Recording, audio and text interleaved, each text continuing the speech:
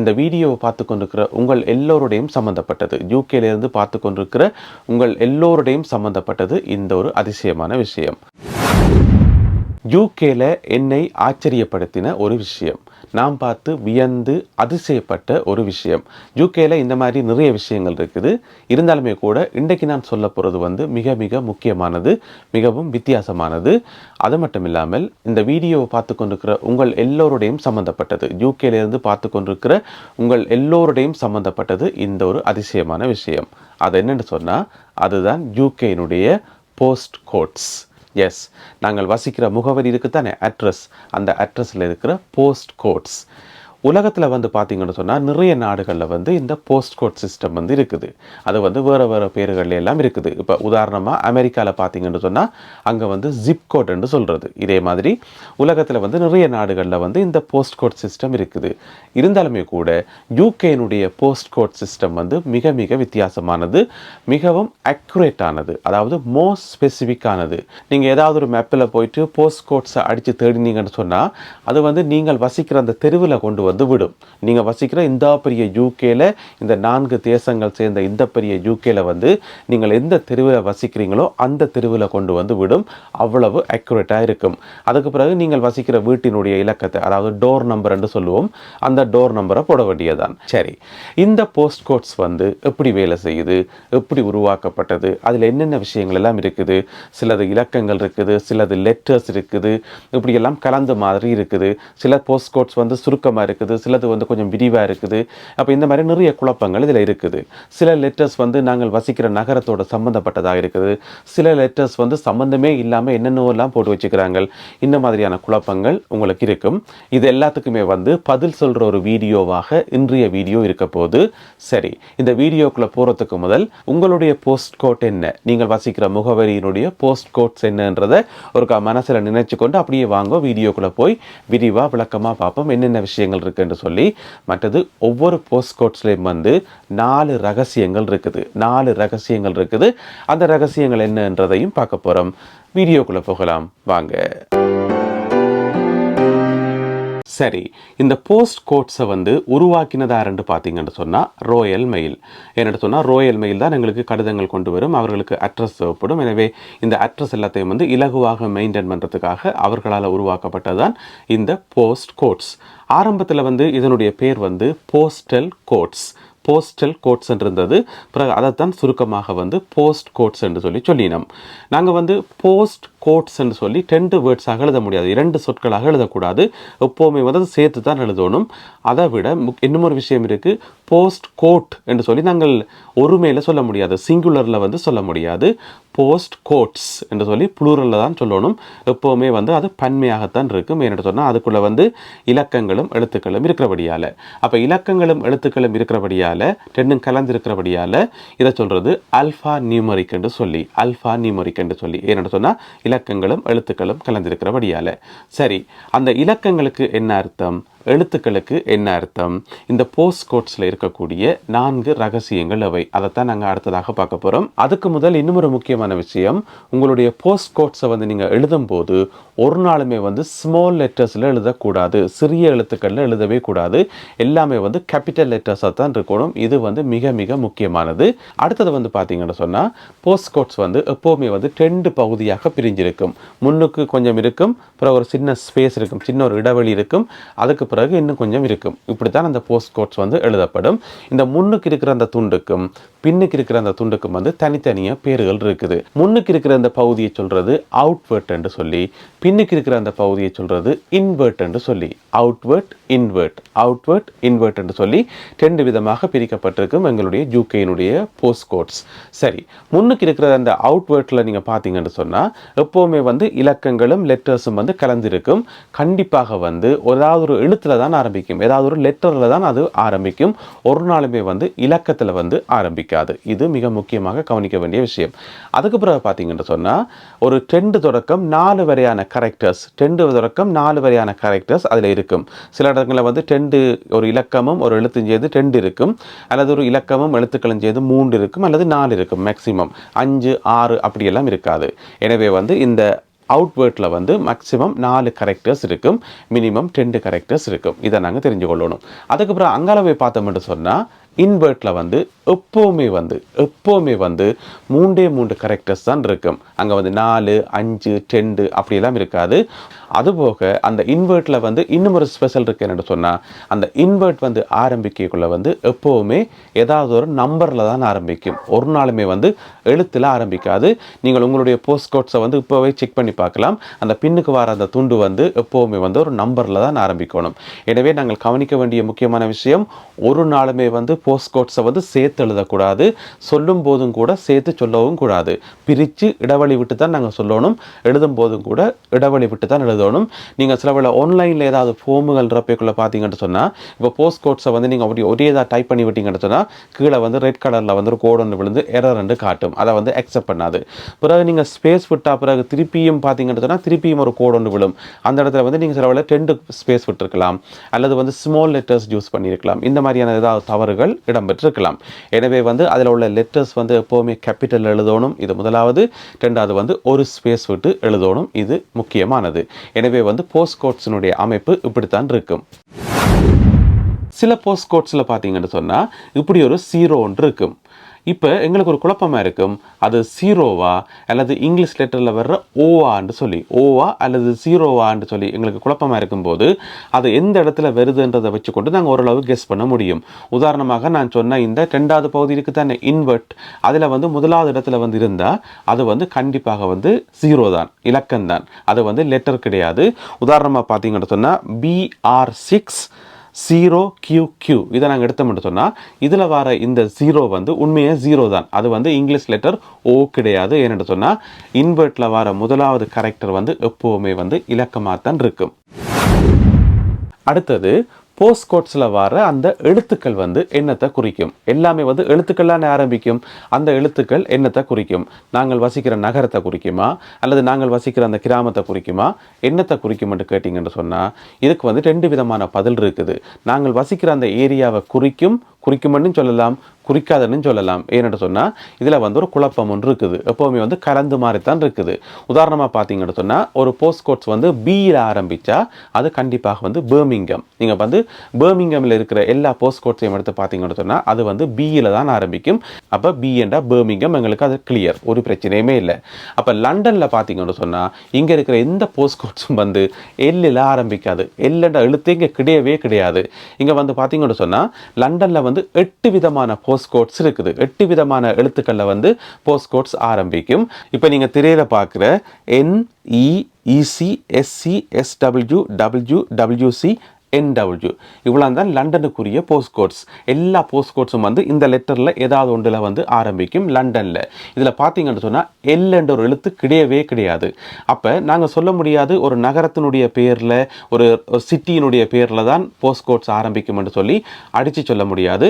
சில இடங்களில் வந்து அப்படி ஆரம்பிக்கும், சில இடங்களில் வந்து அப்படி ஆரம்பிக்காது. உதாரணமாக பார்த்தீங்கன்னு சொன்னால் இப்போ SM என்று சொல்லி ஒரு போஸ்ட் கோட்ஸ் ஆரம்பிக்கும். அது வந்து S என்றா சட்டன், M என்றா மோடர்ன். அந்த 2 நகரங்களும் வந்து பக்கத்தில் இருக்கிறபடியால் சட்டனையும் மோடனையும் சேர்த்து SM என்று சொல்லி போஸ்ட் கோட்ஸ் இருக்குது. அது ஒரு பக்கம். இன்னொரு பக்கம் பார்த்தீங்கன்னு சொன்னால் GU என்று சொல்லி போஸ்ட் கோட்ஸ் ஆரம்பிக்கும். இந்த கில்ஃபர்ட் இடம் இருக்குது தானே, அந்த கில்ஃபர்ட்டை சுற்றி இருக்கிற எல்லா இடங்களுக்கும் வந்து GU1 GU2 இந்த மாதிரி தான் போஸ்ட் கோட்ஸ் எல்லாமே வந்து ஆரம்பிக்கும். ஆனால் அந்த ஊரை பார்த்தீங்கன்னு சொன்னால் அது வேறொரு பேரில் இருக்கும், வேறு சிட்டியாக இருக்கும். ஆனால் GUவில் தான் ஆரம்பிக்கும். கண்டிப்பாக அந்த இடத்துலேருந்து இந்த வீடியோவை நீங்கள் பார்க்குறாக்கள் இருப்பீங்கள்.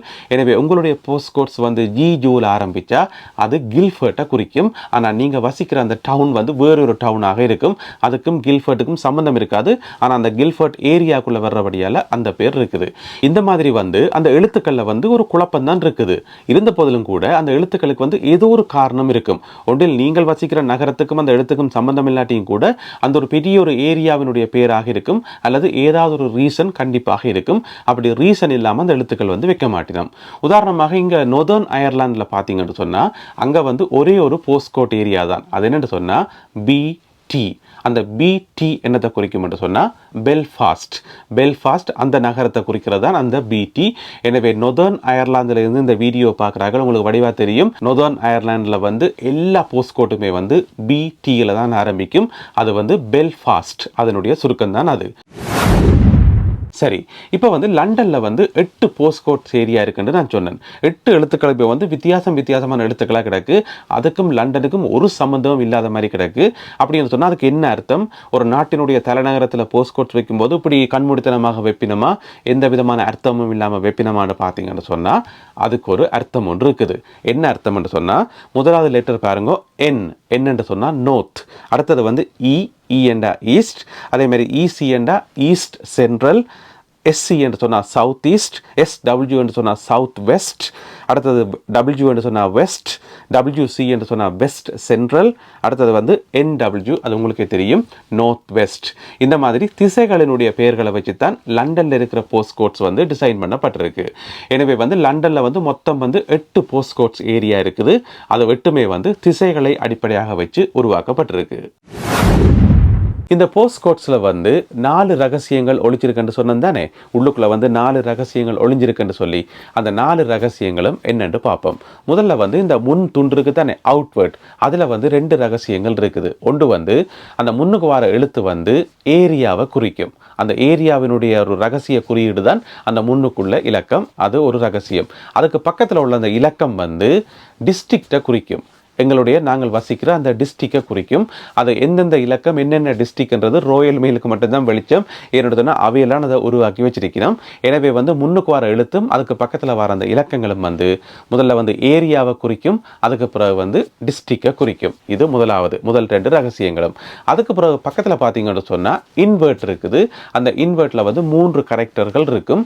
அந்த 3 கரெக்டரில் முன்னுக்கு வர இலக்கம் இருக்கல்ல, செக்டரை குறிக்கும். நாங்கள் எந்த பகுதியில் எந்த செக்டருக்குள்ளே வசிக்கிறோமோ அந்த செக்டரை குறிக்கும். இப்போ நாங்கள் எந்த செக்டரில் வசிக்கிறோம் என்று சொல்லி உண்மையாக எனக்கே தெரியாது நாங்கள் எந்த செக்டரில் வசிக்கிறோம் என்று சொல்லி. ஏனென்று சொன்னால் அது ரோயல் மெயிலுக்கு மட்டும் தான் தெரியும். நாங்கள் வசிக்கிற அந்த ஏரியா வந்து செக்டராக பிரித்து வச்சிருப்பாங்க. அது அவங்களுக்கு மட்டும் தான் தெரியும். ஆனால் கூகுள் மேப்பில் நீங்கள் தேடினீங்கன்னு சொன்னால் செக்டர் எடுத்துக்கொள்ள முடியும். எனவே அது வந்து செக்டரை குறிக்கும். அதுக்கு பக்கத்தில் உள்ள 2 கரெக்டரும் வந்து என்னத்தை குறிக்கும் என்று சொன்னால் டெலிவரி பாயிண்ட்டை குறிக்கும். அதாவது நாங்கள் வசிக்கிற அந்த தெரு இருக்குது தானே, அந்த தெருவுக்கான குறியீடு தான் அந்த கட்டசியாக இருக்கிற அந்த 2 எழுத்துக்களும் வந்து நாங்கள் வசிக்கிற அந்த ஸ்ட்ரீட்டுக்குரிய குறியீடு. அதை சொல்றது டெலிவரி பாயிண்ட் என்று சொல்லி. நாங்கள் வசிக்கிற தெருவுக்கு ஏன் அந்த பெயரை வச்சவங்க, ஏன் அந்த 2 எழுத்துக்களும் வந்தது, அதுக்கும் நாங்கள் வசிக்கிற தெருவுக்கும் எந்த சம்பந்தம் இருக்கிற மாதிரி தெரியல என்று சொல்லி நீங்கள் கேட்டீங்கன்னு சொன்னால் அதுக்குரிய பதிலும் வந்து ரோயல் மெயில்கிட்ட தான் இருக்குது. ஏன்னு சொன்னால் ரோயல் மெயில் தான் அந்த ஏரியாவை வந்து அந்த டெலிவரி பாயிண்ட்டை வந்து குறித்து வச்சிருக்கணும். எனவே வந்து முன்னுக்கு ஏரியா, அதுக்கு பிறகு டிஸ்ட்ரிக்ட், அதுக்கு பிறகு செக்டர், அதுக்கு பிறகு டெலிவரி பாயிண்ட். இந்த 4 ரகசியங்களையும் உள்ளடக்கினது தான் ஒரு யூகேனுடைய போஸ்ட் கோட்ஸ். இந்த போஸ்ட் கோட்ஸை பற்றி படிக்கக்குள்ள எனக்கு ஒரு கேள்வி ஒன்று வந்தது. மேபி அந்த கேள்வி உங்களுக்கும் வந்திருக்கலாம். அந்த கேள்வி என்னென்னு சொன்னால், எனக்கு வந்த சந்தேகம் என்னென்னு சொன்னால், ஏதாவது ஒரு போஸ்ட் கோட்ஸ் வந்து யாராவது ஒரு வீட்டுக்கு மட்டும் சொந்தமாக இருக்குமா? இப்போ எங்கேயாவது ஒரு கட்டசி கிராமத்தில் வந்து ஆக்கிலே இல்லாத ஒரு கிராமத்தில் வந்து பார்த்தீங்கன்னு சொன்னால், யூகேனுடைய கிராமங்களுக்குள்ளே போனீங்கன்னு சொன்னால் 8 ஒரு வீடுகள் இருக்கும். இங்கே ஒரு வீடு இருக்கும், பிறகு ஒரு அரை மைல் கழிச்சு அங்கால இன்னும் ஒரு வீடு இருக்கும். அந்த மாதிரி எல்லாம் இருக்கும் யூகேனுடைய கிராமங்களுக்குள்ள.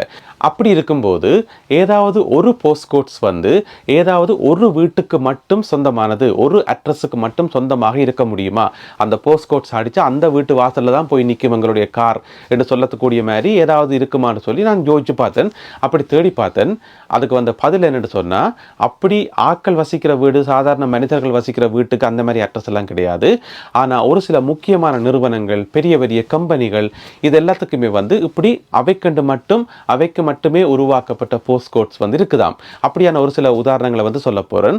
அதிலேயும் முக்கியமான விஷயம் என்னன்னு சொன்னா, அந்த போஸ்ட் கோட்ஸ்ல வர அந்த எழுத்துக்கள் வந்து அவை இந்த கம்பெனியை குறிக்கக்கூடிய மாதிரி இருக்குமாம். அப்படியெல்லாம் டிசைன் பண்ணி கொடுத்திருக்குது ரோயல் மெயில் ஒரு சில முக்கியமான கம்பெனிகளுக்கு. இப்போ உதாரணம் பார்த்தோம்னு சொன்னா, BS981TL BS981TL இது வந்து யாருடைய போஸ்ட் கோட்ஸ், யாருடைய முகவரி என்று பார்த்தீங்கன்னு சொன்னால், இந்த கடைசியில் இருக்குது தான் 2 எழுத்து TL என்று சொல்லி, அதுக்குள்ளே தான் அந்த ரகசியம் இருக்குது. TL என்று சொன்னால் டிவி லைசன்ஸ். எஸ், யூகேல வசிக்கிற எங்களுக்கு வந்து டிவி லைசன்ஸ் ஒரு அமைப்பு இருக்குது தானே, அந்த டிவி லைசன்ஸ் அமைப்பினுடைய அவர்களுடைய முகவரி தான் இந்த முகவரி. ஸோ இந்த போஸ்ட் கோட்ஸை நீங்கள் அடிச்சிங்கன்னு சொன்னால் அவர்களுடைய ஆஃபீஸுக்கு முன்னால் கொண்ட உங்களுடைய கார் போய் நிற்கும். எனவே அவர்களுக்கு மட்டுமே உரித்தான அட்ரஸ் தான் இந்த BS981TL. அதே மாதிரி இன்னும் ஒரு போஸ்ட் கோட் சொல்கிறேன்னு பாருங்க, CF101 1BH CF101BH. இப்போ வந்து அந்த பியும் ஹெச்சும் வந்து என்னத்தை குறிக்கும் சொல்லி நீங்களே தேடுவீங்க. எஸ், அந்த BH என்று சொன்னால் பிளாக் ஹோஸ். பிளாக் ஹோஸ் உங்களுக்கு தெரியும். பிளாக் ஹோஸ் என்று சொன்னால் கருப்பு நிற குதிரை. யூகேல இருக்கிற ஒரு முக்கியமான பேங்க், ஒரு வங்கியினுடைய அடையாளம் தான் இந்த கருப்பு குதிரை. எஸ், அது உங்களுக்கு எல்லாருக்குமே தெரியும். லொய்ட்ஸ் பேங்க். லொய்ட்ஸ் பேங்கினுடைய ஹெட் ஆஃபீஸ், அதனுடைய அட்ரஸ் தான் இந்த போஸ்ட் கோட்ஸ். இன்னும் ஒரு போஸ்ட் கோட் சொல்கிறேன், அதை நீங்களே கண்டுபிடிப்பீங்கன்னு நினைக்கிறேன். DH981BT. BT என்று முடியுது. எனவே வந்து ஆஃப்கோர்ஸ் இது பிரிட்டிஷ் டெலிகாமினுடைய ஹெட் ஆஃபீஸ் அமைஞ்சிருக்கிற அட்ரஸ். இன்னும் ஒன்று சொல்கிறேன், அதை கண்டுபிடிக்கிறீங்களான்னு பார்ப்போம். E981ST. 1ST. STயில் முடியுது. ST என்ற என்ன? இது ஒரு பிரபலமான ஒரு பத்திரிகை, யூகேல வர ஒரு பத்திரிகை. Yes, the Sunday Times. The Sunday Times பத்திரிகையினுடைய ஹெட் ஆஃபீஸ் இருக்கிற போஸ்ட் கோட்ஸ் தான் இந்த போஸ்ட் கோட். அதனுடைய சுருக்கமாக தான் ST என்று போட்டிருக்கு. இந்த மாதிரி ஒரு ஸ்பெசிஃபிக்காக ஒரு 50-60 அட்ரஸ் இருக்குது யூகே முழுக்க. யூகேல இருக்கக்கூடிய பிரபலமான கம்பெனிகள், பிரபலமான இடங்களை குறிக்கிற இந்த அட்ரஸ். எனவே இன்றைய வீடியோவில் வந்து நாங்கள் போஸ்ட் கோட்ஸை பற்றின அடிப்படையான விஷயங்கள் பார்த்துருக்கிறோம், சுவாரஸ்யமான விஷயங்களை பார்த்துருக்கிறோம். போஸ்ட் கோட்ஸ் வந்து எப்படி உருவாக்கப்பட்டு எப்படி வந்து அதுக்குள்ள என்னென்ன விஷயங்கள் இருக்குன்றெல்லாம் பார்த்துருக்கிறோம். ஏனைய நாடுகளோட ஒப்படைக்குள்ள வந்து யூகேனுடைய போஸ்ட் கோட்ஸ் வந்து எப்போவுமே ஒரு அதிசயமாக தான் பார்க்கப்படுது. இதை வேறு நாடுகளில் இருக்கிறாக்களும் வந்து சொல்லியிருக்கணும். யூகேனுடைய போஸ்ட் கோட்ஸ் வந்து மோர் ஸ்பெசிஃபிக்காக இருக்குது, மிகவும் அச்சுட்டாக இருக்குன்னு சொல்லி. சரி, இந்த வீடியோ வந்து ஒரு சின்ன கேள்வியோட முடிக்க போகிறேன். இந்த கேள்விக்கான பதிலை வந்து உங்களால் கண்டுபிடிக்க முடியும். நீங்கள் ஊகிச்சு கண்டுபிடிச்சு அந்த பதிலை வந்து கீழே கமெண்ட்ஸில் போடணும். இதுதான் கேள்வி. என்ன கேள்வின்னு சொன்னால், ஒரு போஸ்ட் கோட்ஸ் ஒன்று தர போகிறோம். இப்போ நீங்கள் சைட்டில் பார்க்குற இந்த போஸ்ட் கோட்ஸ் W1T1FB. W1T1FB.